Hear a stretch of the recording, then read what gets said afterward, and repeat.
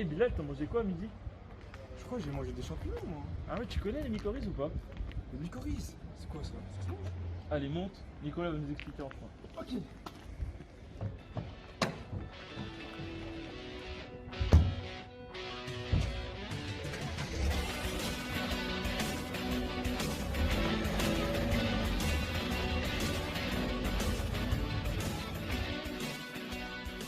Bah alors Bilal, tu sais pas ce qu'est une mycorhize? C'est tout simple, je vais t'expliquer.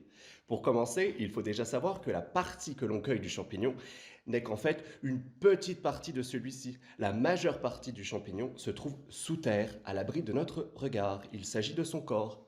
Les scientifiques l'appellent le mycélium. Et en fait, c'est simplement un grand réseau de fils enchevêtrés par endroits, un peu comme une pelote de laine, tout emmêlé. Et c'est à cet endroit que le mycélium donne naissance à la partie visible que l'on pourra cueillir.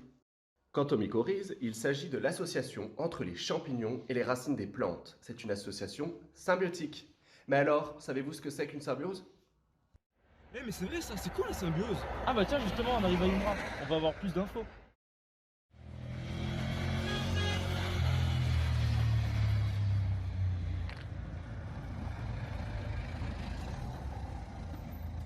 Et voilà, on se retrouve à l'INRA, donc c'est ici que la plupart des chercheurs de l'université de Dijon étudient plusieurs sujets comme nos fameuses mycorhizes. Par exemple, ici, Daniel Wipf et Pierre-Emmanuel Courty cherchent à comprendre quels sont exactement les échanges que font ces mycorhizes. Le but de leur travail est alors de comprendre les mécanismes de symbiose qui existent entre plusieurs espèces. Ah, ok, mais du coup, Alexis, explique-moi, la symbiose, c'est quoi?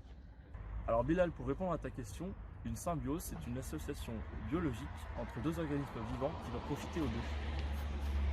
Pour te donner un exemple, on connaît tous Nemo le poisson clown qui se protège dans son anémone. Or, on sait que cet anémone utilise l'urine du poisson pour se nourrir. Et pour les mycorhizes alors, dans quelle proportion on peut les retrouver? Genre chaque plante a son réseau de mycorhizes et ses symbioses? Eh bien, presque dans la nature, on retrouve à peu près 75 à 95% d'espèces mycorhizées. Et il existe des sols genre plus favorables aux mycorhizes ou des autres qui sont moins favorables? La première chose pour trouver des mycorhizes, c'est d'avoir un sol non travaillé, car labourer un champ détruit leur réseau. Il est aussi favorable d'avoir un sol bien aéré, de nombreux végétaux et aussi une forte activité microbienne.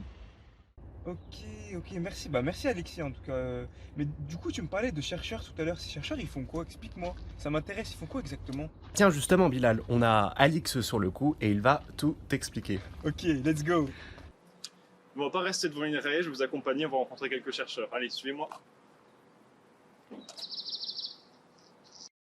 Donc bonjour, donc vous êtes Daniel Wipf et vous êtes Pierre-Emmanuel Courty. Nous sommes sur le site INRAE à Dijon. Donc Alexis et Bilal vous ont parlé plutôt de mycorhizes et j'aimerais bien en savoir plus avec vous parce que vous bossez là-dessus. Alexis l'a dit un petit peu plus tôt dans la vidéo. Et j'aimerais bien savoir un petit peu sur quoi vous travaillez en fait. Quelle est votre recherche, exactement votre sujet? Eh bien, bonjour déjà. Donc, effectivement, nous travaillons sur la mycorhize et sur une mycorhize un peu particulière, la mycorhize arbuscule, qui est la forme la plus ancienne. Et notre recherche va de la compréhension de la mycorhize, c'est-à-dire comment ça marche, comment ça se met en route, puisque c'est une association entre champignons et plantes, jusqu'à son utilisation pour des projets appliqués et vraiment valoriser ce que fait la mycorhize au champ. D'accord, très bien. Donc vous en étudiez beaucoup, j'ai l'impression, sur la mycorhize. Ah bah, c'est notre cœur de Ouais. recherche, la mycorhize D'accord. arbuscule, et on a différents projets autour, mais le cœur, c'est vraiment l'objet de nos recherches, c'est la mycorhize arbuscule. Très bien. Donc vous disiez c'était pour des applications derrière, donc des applications en agroécologie, comme on a pu en parler Tout à juste fait. avant. Ouais. Donc pour faire quoi concrètement? Pour aider l'agriculture? Mais comment? Alors concrètement, l'agroécologie, c'est justement aussi s'appuyer sur les processus naturels et comprendre comment ça marche, mais pour les valoriser. Donc ce qu'on appelle souvent les services écosystémiques, les services qui rendent la nature. Et ces champignons, on souhaite valoriser, avoir des itinéraires de culture qui les protègent et qui valorisent ce qu'ils apportent à la plante, c'est-à-dire une nutrition et une possible protection contre des pathogènes. D'accord, très bien. Donc ça semble assez vaste. Donc vous disiez que c'était particulièrement une mycorhize arbuscule, c'est ça? Tout à fait. Et concrètement, ça ressemble. Enfin, c'est quoi exactement une mycorhize? Parce qu'on parle de mycorhize beaucoup, mais là c'est un peu particulier. C'est un groupe en fait, c'est ça? Alors la mycorhize, c'est ce qu'on appelle une symbiose. Une symbiose, c'est une forme de vie étroite à deux partenaires. Alors ça peut être bénéfique ou négatif. Et donc la mycorhize, c'est une symbiose qu'on dit mutualiste, puisque les deux partenaires y gagnent. Donc c'est une association entre des plantes et des champignons.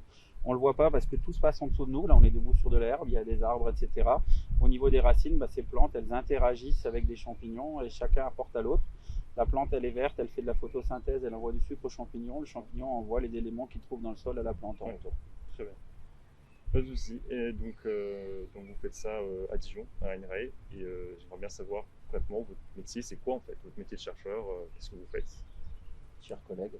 Notre métier de chercheur, il est multitâche, c'est-à-dire que ça va de la mise en place d'expériences, ça va avec l'interaction avec des partenaires privés, des partenaires publics. Quand tout à l'heure Daniel Wipf mentionnait tout ce qui est appliqué, l'application nécessite de discuter avec des agriculteurs, avec des viticulteurs, justement pour la mise en place d'essais expérimentaux au champ.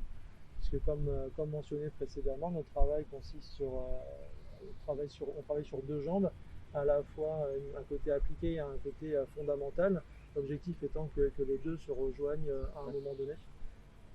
Très bien. Donc vous bossez dans les champs, du coup, vous faites un petit peu de laboratoire ou des serres, je sais pas. En fait, on travaille à différentes échelles. On travaille à l'échelle du laboratoire, dans des champs de culture. Ensuite, on peut travailler à une échelle un tout petit peu plus grande, qui est l'échelle de la serre.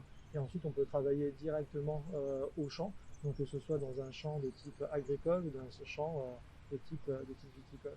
Et justement, avec l'objectif, c'est de valoriser la mycorhize arbuscule, à la fois en essayant de conserver sa diversité, mais essayer de maximiser les apports qu'elle peut donner aux plantes. D'accord, très bien. Mais écoutez, merci beaucoup à tous les deux. C'était très intéressant et j'espère qu'on pourra valoriser un petit peu votre recherche à l'avenir. Merci à vous.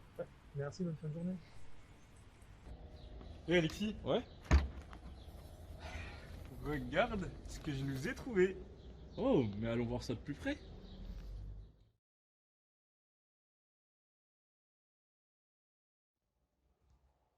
Et voilà, Alexis, c'est donc à ça que ressemble un réseau de mycorhizes. Nous avons ici un arbre avec son tronc, les racines, et ici le corps du champignon.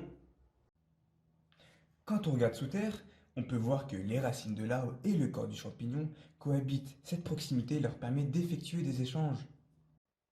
Allez, voyons ça de plus près.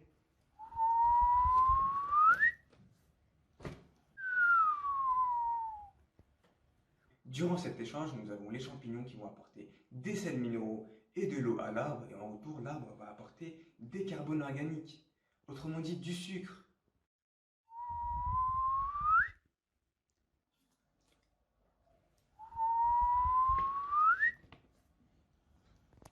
Et voilà, Alexis, c'est donc à ça que ressemble une symbiose. L'échange profite ainsi à l'arbre et aux champignons. Et voilà, il ne faut donc surtout pas sous-estimer ce réseau, car il représente une grande partie des apports en nutriments de cet arbre. Et ce dernier, sans lui, aurait bien du mal à se développer. Et on se retrouve la prochaine fois pour un nouvel épisode de C'est pas trop sorcier.